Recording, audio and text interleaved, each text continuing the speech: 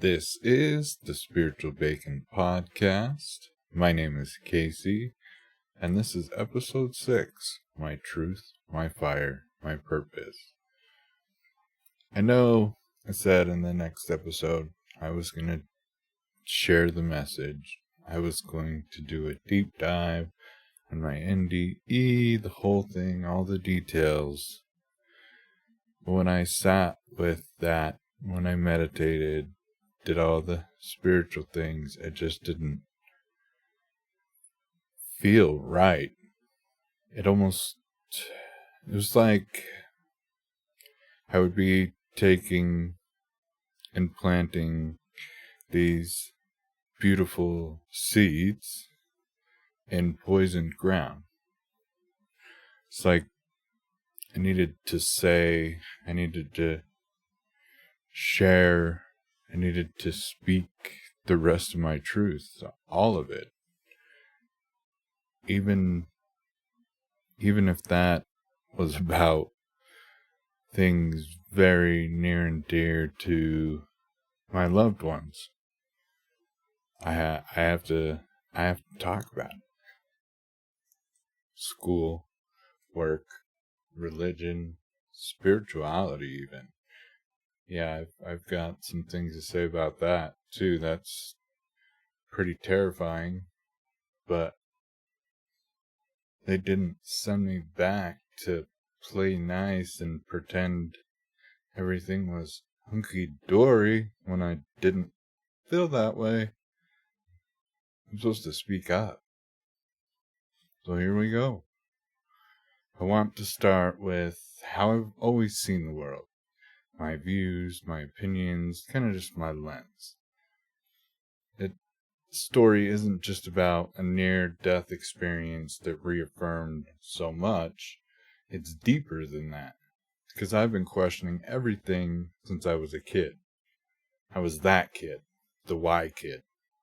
Why?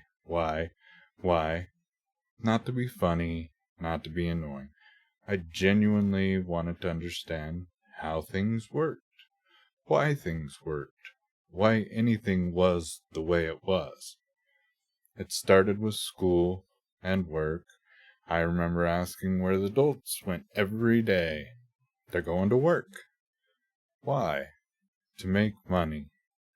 Why? To pay the bills. And then where does that money go? To the bank, to the businesses, to the rich people who own them. Even back then, something in me said, that's not right. I couldn't explain it. I just knew that system felt gross. I couldn't believe adults were required to spend their lives chasing money just to hand it away. Everything we were being taught felt off, like we were being forced into some mold, some box. And I always asked, why are people here? Like, why are humans on Earth? Because that wasn't it. Working to make money to give it to some rich guy so he can die with it? And school was survival training disguised as education. Do good in school. Get a degree. Make money. Then you'll find happiness. Gross. I didn't want a career. I wanted to be free. One of my biggest fears was living the same day on repeat. Trapped in some endless loop. And that's exactly what they wanted us to get excited about. Helping us pick a career path? Figuring out what classes we could take so we could work jobs we hated for the next 50 years? Hell no. I wasn't going to drive dump trucks the rest of my life just to make someone else rich. Why? So they can die with a bank account full of money and a soul that never lived? None of it made sense. It felt wrong. It felt what I now know is out of alignment. And I don't love the word sheeple. I don't use the word sheeple. I always described it like this. It was like everyone was getting on the same roller coaster every day. The same track, the same stops. School, career, family, retirement, death. Sure, there were little variations here and there, but mostly it was the same damn ride over and over. I couldn't believe nobody else had questions. Every time I brought it up, I'd get the look. Like, what the hell is wrong with you? I wasn't supposed to ask questions. I was supposed to go to school, get an education, get a job, start a family, make a bunch of money to give away, and spend my life at work instead of with the people I love. Only to retire at the end of it all and die? And that's assuming you play the game their way, follow their rules, fit into their mold. I was terrified of being like everyone else, silent, another cog in the machine, surviving just to keep the machine running for someone else's profit. It never sat right with me. Not then, not now, and today I'm done pretending it does. Then came religion. Oh man. I grew up in Utah. A Mormon family. Shocker, I know. And as soon as I was old enough to start asking questions, I did. When I asked why we were here, the answer was always the same: to serve God. And that didn't feel bad like school or work. It actually felt good to help others. That part resonated. But the more questions I asked, the more things started to fill off. I remember sitting in the children's class at church, asking about what would happen if I chose not to serve a mission. As a male in the Mormon church, well, girls too, not so much when I was younger, but now it's more prevalent. When someone turns 19, they're expected to serve a mission. 2 years for guys, 18 months for women, I think, and that could have changed. I've been out of the Mormon loop for a minute. No job, no hobbies, just teaching people about the church, clear far away from your family, you and the church, teaching about the church.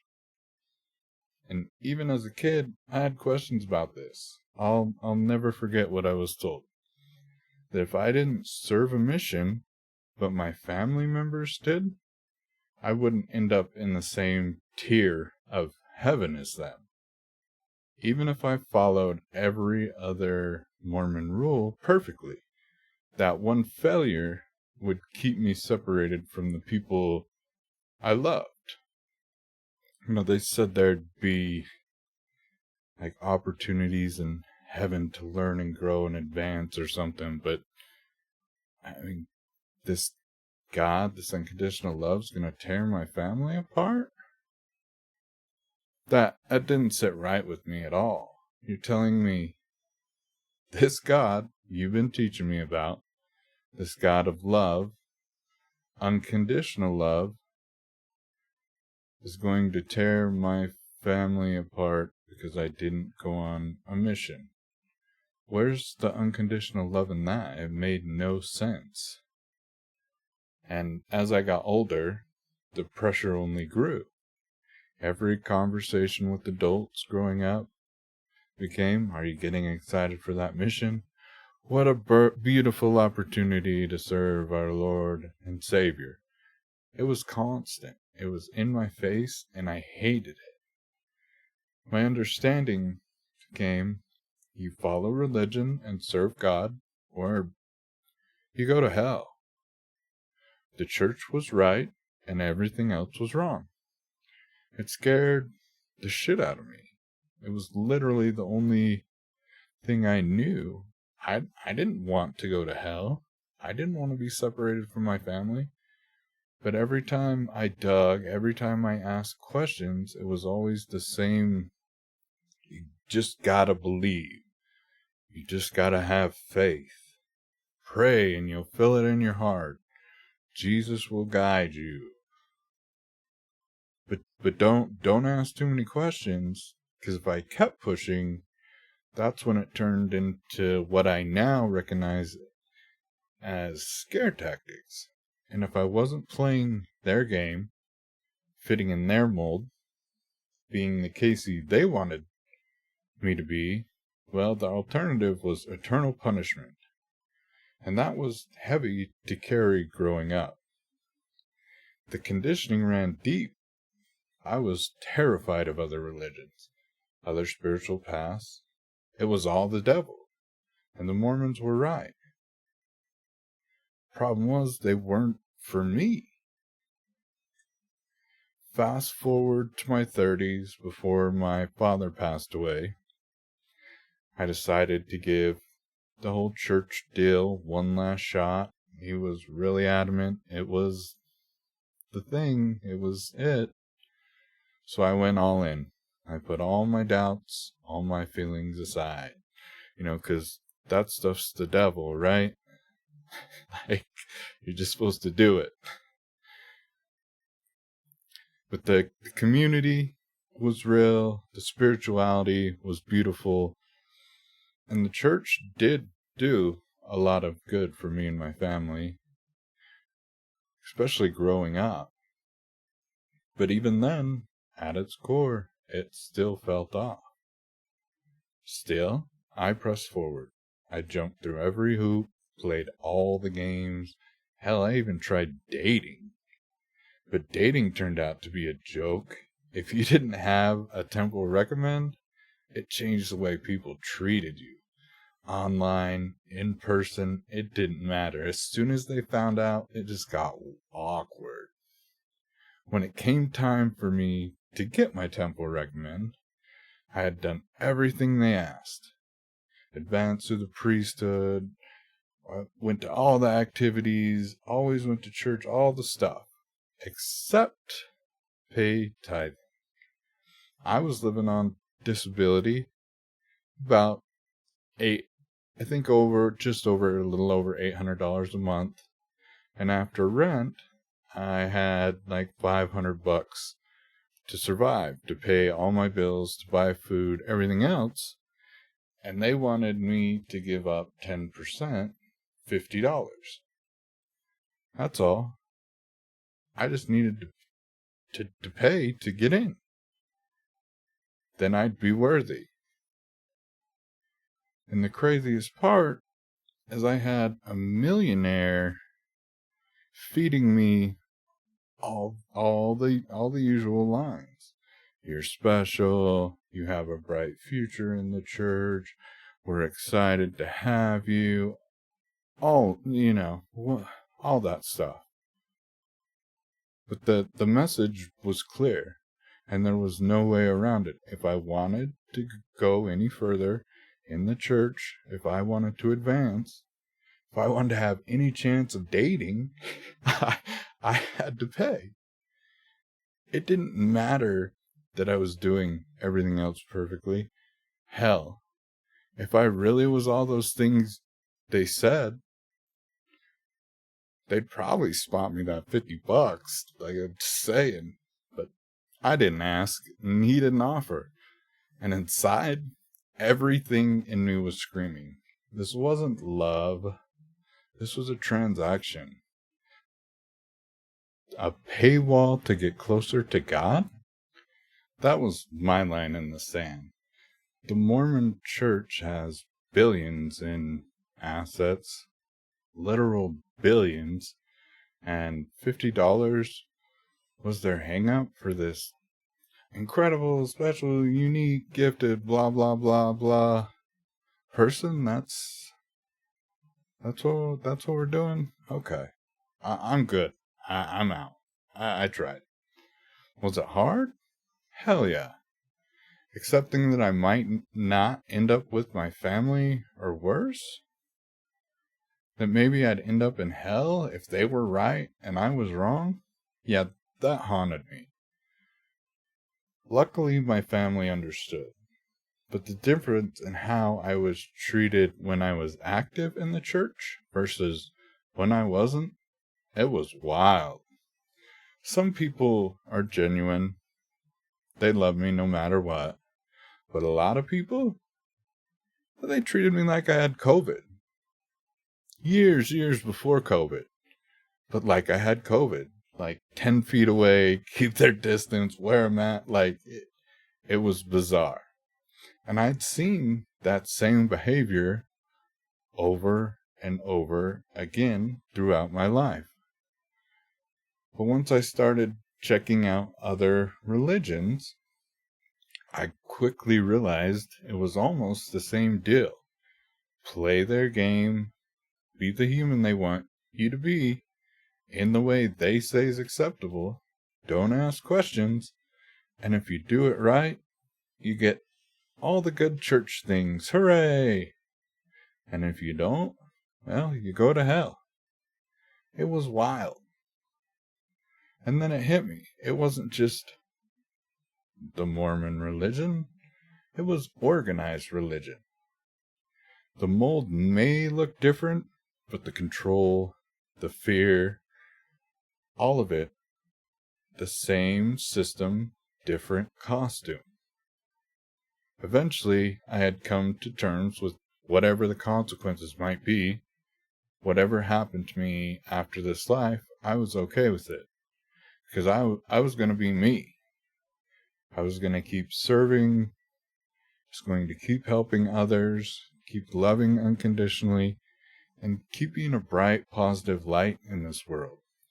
No more boxes, no more games, no more fear. Just truth, just fire, just purpose. All the systems I had taken part in, school, work, religion, none of them were interested in me being me. I had to play it their way, fit their mold, or I didn't get to play the game at all. Do it right or get left behind. That was the message. Fast forward to years later after my NDE, and I discovered spirituality, minus religion. And it was incredible. I could finally have a spiritual relationship with our Creator, with God, without the rules, without someone else's mold, without the guilt, the fear, or shame. It's been the best few years of my life, literally. Even with all the medical shit, dying, surgery, crazy doctors, even through that, I've never been happier. Because now I have purpose. And as I've grown and opened up spiritually, I've started to notice a theme. And before I go in on the next part, I gotta say, this comes from a place of love. It really does. But, I mean, men are rising up. The divine masculine is finally returning. Walk side by side with the divine feminine. And that includes people finding that balance in themselves. And that sounds amazing. But as I've started looking into it more, I realize that it feels pretty familiar. Another mold, another box I was supposed to fit in. Even in the spiritual community, I was kind of being told who I was supposed to be and how to do it. It's the same shit, different costume. People preaching love and light while gatekeeping and forming spiritual cool kid clubs, insane prices, weird, awkward energies, sometimes even being excluded and treated poorly because I'm a dude? I'm a male? Like, what? I thought we were excited that guys were getting into spiritual stuff. I thought women would be like, hey, this is awesome. Not, you're not welcome here. And look, I understand value. I understand self-worth. This is different. If we're really here to awaken, if we're really here to bring in the new earth, to raise the collective consciousness, then what the hell are we doing? What are we doing? If history has shown us anything, when things don't go well, humans go bye-bye. It's like a giant reset. It's like humanity hits the self-destruct button and starts over. And here we are again, pretending everything's fine. Love and light. Namaste. But let's be real. We're not thriving. We're barely surviving. And if we're headed for another reset, are we really surviving? And I don't have the answer to that. I won't pretend to know where we're going. But what I do know is I have the message I received during my NDE. I have what I saw, what I learned, what I was downloaded with, and I know this much. A lot of what we're doing across the board is gross. Religion, school, work, the medical system, the justice system, and yes, even parts of the spiritual world. Same manipulation, same fear, same control, different costume, different labels. And you can slap whatever label you want on it to make yourself feel better. It's still out of alignment, and deep down you know that, and it's still gross. Now, I don't have all the answers, but I do have tools, spiritual tools. And if anything I've said today struck a chord, if it resonated with you, then I want you to know you can learn to get guidance yourself. You can connect to God directly, to Source. No middleman, no gatekeepers, no systems, just you and the divine. And yeah, at this point, you're probably wondering how much I'm going to charge. I would be too. It's always the same formula. Everywhere online, it's always big build-up. Love, light, unity, this is for humanity, the greater good. And then, hefty price tag. I've been there. And I'll forever be grateful for the people who worked with me when I had almost nothing to give. That being said, during my NDE, it was made crystal clear to me, this message, these tools, this healing, it's for everyone. No gatekeeping, no games, no exclusion. After I do the deep dive into my NDE and the message I received, in the next episode, I'm going to start getting the tools out there. The same tools that changed my life, the same tools that helped me remember who I am, and I'm going to make them available everywhere I can. Just like the podcasts. Any platform I can reach, I'll be there for everyone. And maybe it's not for you. Maybe you're not ready, and that's okay. I get it. I had to die to get here. Just know that when you get to that point, when you are ready, when you're tired of all the old systems and beliefs we've been bogged down with, everything I have, everything I can share will be there. Accessible, free, unconditional. Just like love is supposed to be.